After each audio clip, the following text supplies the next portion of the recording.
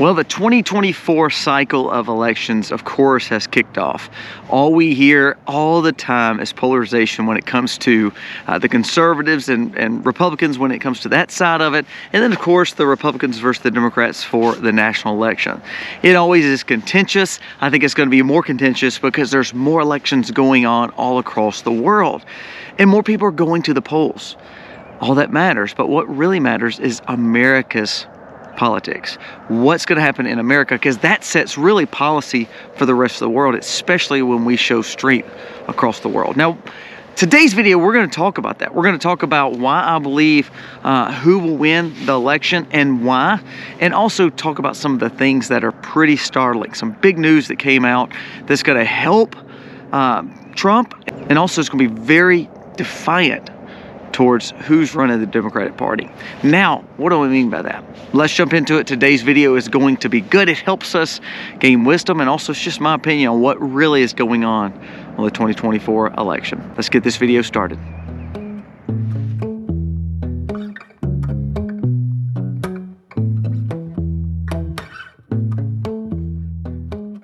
Hey guys, welcome to the Max. I'll be honest with you, I would much rather hang out with these cows, mess with those cows, enjoy talking to those cows more than thinking about politics.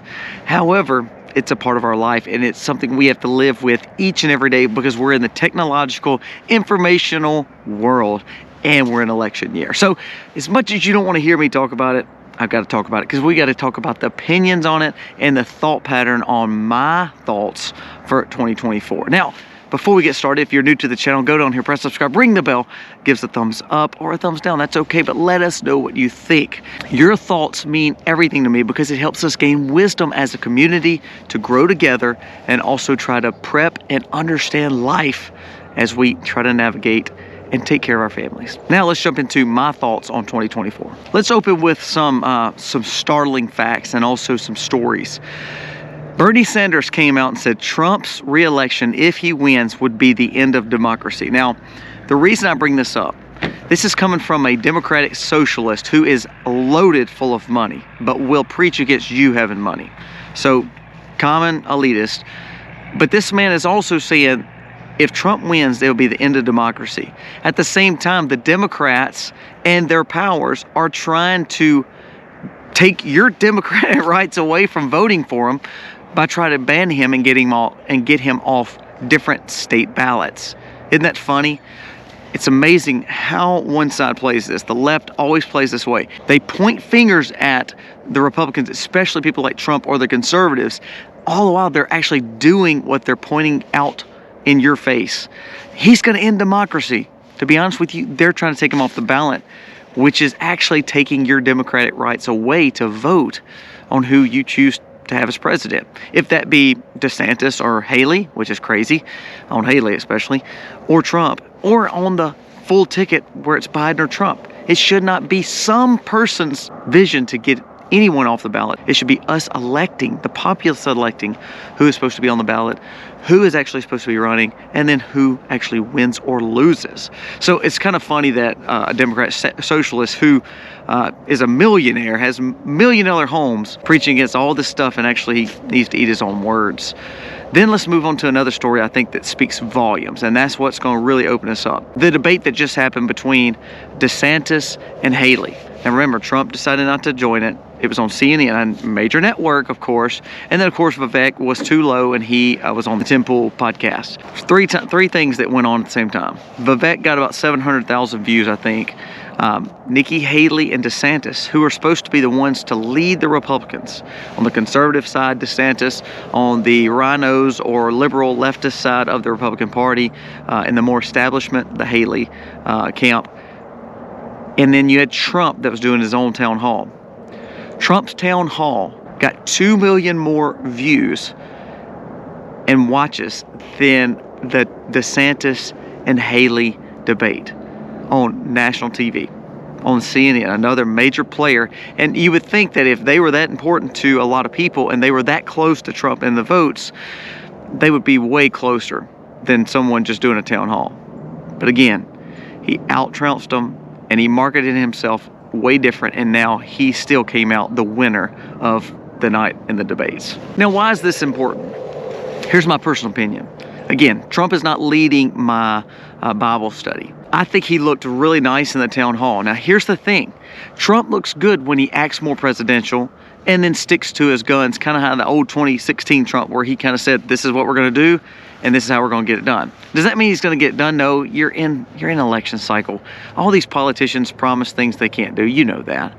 But what we are seeing is the fact that DeSantis and Haley have no shot. Now, I know we'll have some people like, oh, they do. They still have a shot. We're just starting. He is dominating in Iowa. He is dominating in New Hampshire. And he is dominating in the national polls. He's taking all your viewers. Now, DeSantis, I really like DeSantis. I think he's a great conservative governor. I think if he would have played his cards right, the smart thing would have been to endorse Trump, not run. And I think that would have made him an eschewed candidate for next running cycle. But people got in his ear, and now I think that it actually makes him look weak. He's actually now losing to Nikki Haley in the establishment, which is not good. So my goal, I hope, for DeSantis is right after Iowa, he comes in, endorses Trump, they work out a side deal, they apologize on national television, and they coalesce the conservative movement of the party, and I think that would help. And I think that would help. Actually, of course, he will defeat Haley, Trump will, but at the same time, it would help bring all the conservatives in one facet. I think that would help for sure. So Trump definitely won the night. Trump is dominating in all facets. Now, I don't like hearing him kind of push against Vivek. I just don't think that's important. I think Trump does better when he stays above the fray. He's so ahead in the polls. Why is he even worried about talking about his opponents? Now, let's move on to the second point. I think he did a great job of marketing again when he made this senior living commercial for Joe Biden in the White House, kind of like a nursing home. If you haven't seen it, go check it out. It is hilarious, but it was a great marketing ploy. Now, the thing is, Trump's just about as old, but he is a little bit sharper. It's not about an age thing. It's about the mentality and the smarts. Biden said this week that he worked for the Senate. Biden said this week that he had every right to bomb. Biden said a lot of crazy things this week. The man dropped some tissue and couldn't bend down and pick it up off the White House lawn. He's not going to be there, guys. And this proves it. Startling story here. Let's leave the Republicans just for a second. Goldman Sachs, and now one of the biggest predictors for JP Morgan, came out and said Biden will not be on the ticket and will not be the Democratic nominee as we look for 2024. Now, why does he say that, and why does it matter to us? The best news for Republicans would be, and the best news for conservatives would be, Trump running against Biden. That would actually be good. Every Democratic city is falling to pieces. There was just another $28 million promise from a northeastern town to take care and use your tax dollars to pay for illegal immigration. California is investing billions of your taxpayer dollars to take care of illegals. Texas is having major issues on the border. National Guard is actually finally stepping in and actually closing off Eagle Pass. I hope Abbott stands strong. Pritzker in Illinois is falling to pieces. He's literally begging Abbott to quit sending people. So the nation is literally falling to pieces, along with Biden putting us in another precarious situation and another war over in bombing the Houthi. Now, here's another thing. Did you see the comments he made on Taiwan and China? It's just a lot going on. So I think JP Morgan is correct. I told you this a long time ago. I think what you're going to see is him bow out because of health problems. And that is exactly what JP Morgan said, is that he's going to bow out based on health problems and taking care of his son and his issues and being a great father. The Democrats are going to make Biden look like he is a champ. He's going out at the best time, and he's just going to pass the torch. That's why I think you've seen Newsom so much. I think that's why you've seen Whitmer so much. And I think that's why you've seen Michelle Obama so much. Trump would do better against someone like Biden. So now the question is, Newsom, even though he's the limelight star and the liberal that everybody wants him to be, and they believe he's the one that's going to carry the torch, he may not really have a track record. He's a smooth talker, but a terrible record in California.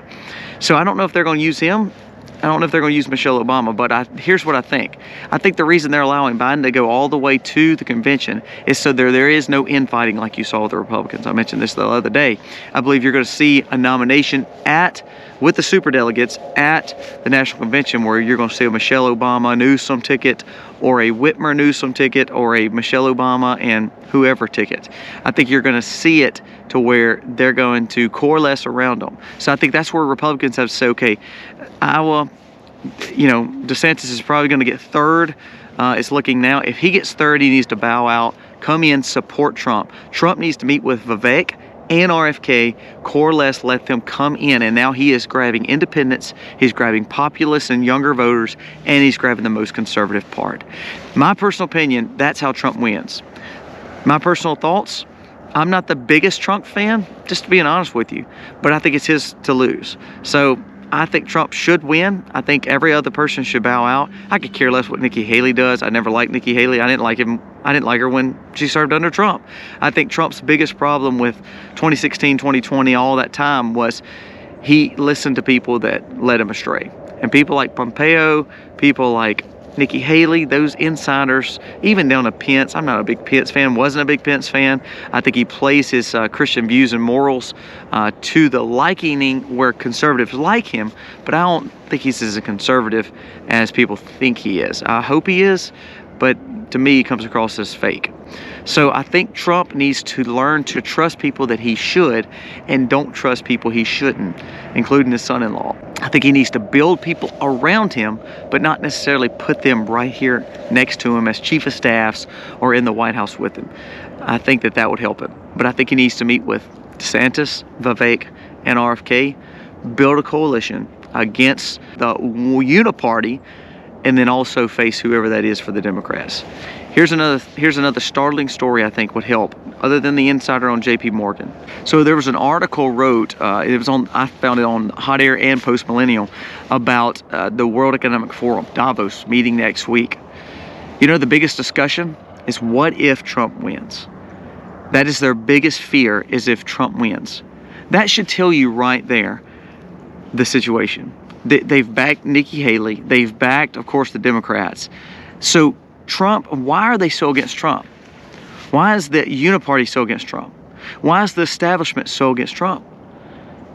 To me, that shows that, you know what, no matter if you love him or hate him, he probably is the best case scenario for us right now. He did not put us in new wars. He helped show strength across the world. I love the comment he made last week about retribution. He said success is actually the answer to retribution, meaning he was not going to go out and target anyone, but if he shows that America can be strong and successful again, that is the ultimate way to prove who he is and what he could do for our country. Again, rich ultra billionaire, they could make a whole lot more money being a rich ultra billionaire and a businessman than being president. And I think the sacrifices he's made so far and his family's, just been drugged through the ringer. I think he deserves a shot, personally. And I think if he pulls DeSantis, he pulls Vivek, he pulls people like the RFKs around him, I think if he comes in and gets Rand Paul and people like that to support him, I honestly believe he is pulling in every aspect of the parties, and also he's grabbing some of that middle of the road Latino vote. He's actually grabbing some of the African American vote, all because he's not allowing the cities to be destroyed. Biden is destroying your cities, not Trump.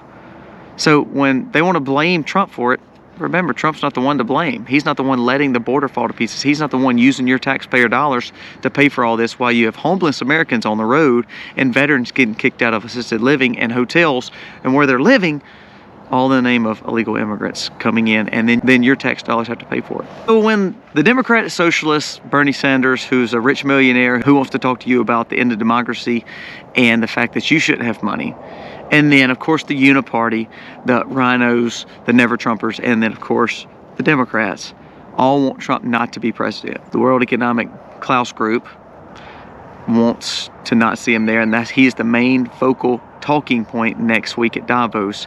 If he wins, what's our strategy? When all those people want him out, that's probably the main reason I want him in, because he's going to push against their narratives. Trump has flaws just like we all do.